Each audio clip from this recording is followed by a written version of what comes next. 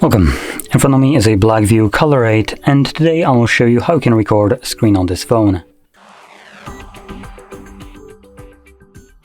So to get started, pull down your notifications by swiping down from the top of your screen and then swipe down once again to extend the list of visible toggles. Next, locate the toggle for screen recording, which for me it is visible right over here. Once you see it, you can simply tap on it, confirm it by selecting OK, and this will begin recording.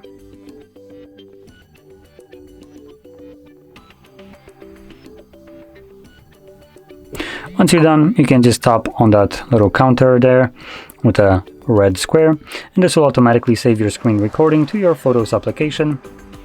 And in here, you'll be able to find it under a category called Movies. You can also find under Search and guess Videos here. Nope. So for some reason it's not showing up Movies here, but should be visible by default here. In any case, you can tap on it, and as you can see, we have some sound. So there we go.